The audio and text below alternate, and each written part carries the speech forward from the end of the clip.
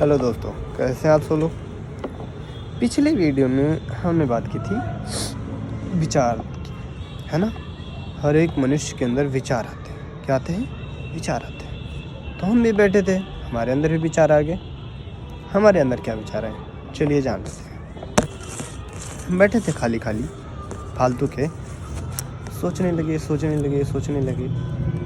फिर हमने सोचा कि भैया ये रावण को मारा क्यों गया था, कंस को क्यों मारा गया था, हिरण्याक्ष को क्यों मारा गया था, हिरण्यकश्यप को क्यों मारा गया था, या फिर वो हर एक नकारात्मक ऊर्जा या नकारात्मक पुरुष या बुराई की तरफ चलने वाला मनुष्य अंत में नष्ट कर दिया गया, मार दिया गया, डिस्ट्रॉय कर दिया गया।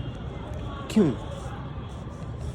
या फिर कोई पुण्य आत्मा था, कोई सकारात्मक ऊर्जा थी, उसको अंततः वो अपने आप मारा, या फिर उसको ईश्वर ने अपने आप में समाहित कर लिया। For example Gautam Buddha, for example भगवान राम, बहुत सारे ऐसे महापुरुष जो अंत में समाहित कर लिए गए। तो क्यों होता है ऐसा? देखो भैया, मुझे ये मेरी विचारधारा, मैं कल्पना के हिसाब से बता रहा हूँ, कहीं पे लिखा उखा नहीं हुआ, मैं पहले बता दे रहा हूँ, ठीक है। हमारे हिसाब से हमको क्या लग रहा है कि ईश्वर ने कुछ नियम बनाए हैं कि यदि आप पुण्य के रास्ते पे जाएंगे, यदि आप दूसरों की सहायता करेंगे, और यदि आप ईश्वर के बनाए हुए नियमों के अनुसार चलेंगे, जो कि अच्छाई का रास्ता है, यदि इस रास्ते पर अगर आप चलेंगे तो आपको एक दिन ईश्वर अपने आप में समाहित करेगा, क्योंकि आपका जो एनर्जी है, जो आपका ऑरा है, वो प्योर होगा, शुद्ध होगा, ठीक है, सकारात्मक होगा। और यदि आप ईश्वर के नियमों के विरुद्ध जा रहे हैं, यानी कि आप नकारात्मक दिशा में जा रहे हैं, तब आपके अंदर बुराई होगी। आप नकारात्मक दिशा में गए हैं, तब आपकी एनर्जी हो गई बेकार, आपकी ऑरा हो गई बेकार।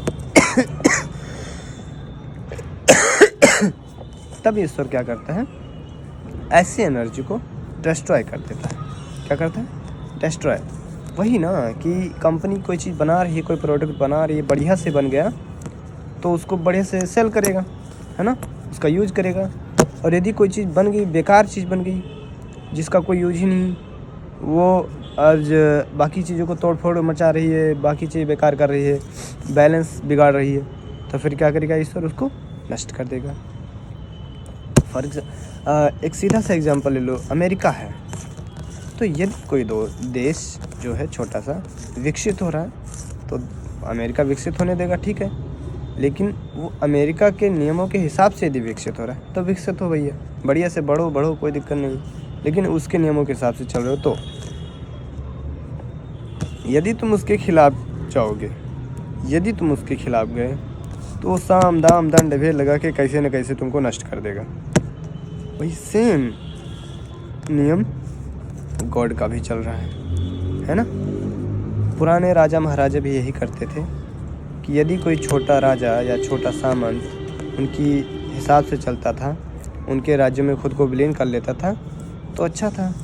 और यदि कोई राज्य उसके सामने उठता था, तो फिर वो राजा जो होता था उस छोटे से राज्य को तबाह कर देता था, नष्ट कर देता था।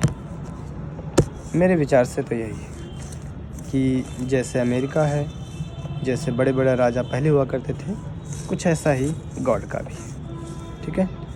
तो यदि आप चाहते हैं कि गॉड आपको कुछ न कहे, तो आप अच्छे कर्म करते रहिए, नेक रास्ते पे चलते रहिए, तो गॉड आपको सपोर्ट करेगा। और यदि आप बुराई के रास्ते पे जा रहे हैं, तो फिर एक ना एक दिन गॉड किसी न किसी तरीके से आपको डिस्ट्रॉय कर देगा। धन्यवाद।